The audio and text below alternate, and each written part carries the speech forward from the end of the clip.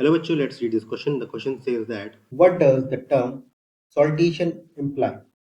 इस क्वेश्चन में हमसे पूछा गया है टर्म सॉल्टेशन का क्या मतलब है। इसके लिए हमें डिफरेंट ऑप्शन दे रखे हैं। Option A, excess of species at a given area. Option B, reduce number of species due to saline environment. Option C, occurrence of variations gradually, step by step. Option D, single step, large mutations. Question के लिए की concept होगा। की concept for this question is mutation theory. Mutation theory. तो mutation theory दी थी किसने? Hugh de Veres ने। Hugh de Veres ने इन्होंने कहा था स्पॉन्टेनियस चेंजेस की वजह से ऑर्गेनिज्म में मॉडिफिकेशंस होते हैं और यही चेंजेस आगे जाते हैं और ये स्पॉन्टेनियस चेंजेस की वजह है म्यूटेशन। म्यूटेशन यानी कि change in genetic makeup. Change in genetic makeup.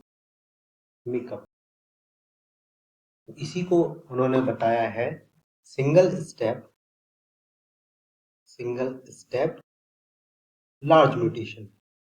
Single step large mutation यानी कि छोटा सा जेनेटिक मेकअप चेंज होने की वजह से उसका जो इम्पैक्ट जो है वो लार्ज दिखता है, यानी कि लार्ज फिनोटिपिक चेंज।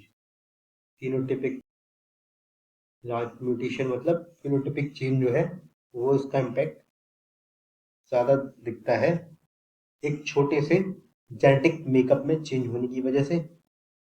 इसी को उन्होंने क्या कहा है? इसी को उन्होंने कहा गया है सॉल्टेशन। इसी को उन्होंने अपनी थ्योरी बताया सॉल्टेशन। और ये सॉल्टेशन क्या लाता है? स्पीशिएशन यानी कि चेंज इन स्पीशीज। स्पीशिएशन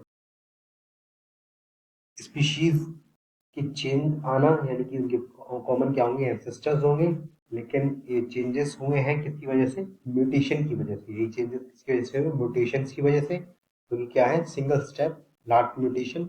इसके अकॉर्डिंग करेक्ट ऑप्शन होगा option D. Other option incorrect हो जाएंगे। Excess of species at a given area incorrect रहेगा। Reduce number of species due to saline environment. Saline environment से इसका कोई भी रिलेशन नहीं है। सॉल्टेशन रिड्यूस इसलिए कहा था क्योंकि जिस तरह से नमक की छोटी सी क्वांटिटी पूरे फूड में का टेस्ट और फूड का अंदाज बदल देते हैं, उसी तरह से यहाँ पर छोटे से स्टेप यानी छोटा सा जेनेटिक मेकअप में चेंज की वजह से लार्ज म्यूटेशन का इम्पैक्ट हमें दिखता है, यानी कि उसमें लार्ज में फिनोटिपिक चेंजेस देखने को मिलते हैं। इसलिए ऑप्शन बी भी इनकरेक्ट हो जाएगा।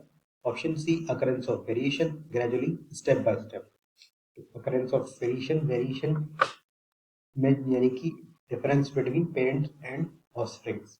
तो ये चेंजेस उन्होंने म्यूटेशन में बताए गए हैं। स्टेप बाय स्टेप ये अलग चीज हो गई, तो ये भी इनकरेक्ट हो जाएगा। करेक्ट ऑप्शन मार्क करेंगे option D, single step large mutation. This is the overall explanation for this question. Hope you understood well. Thank you.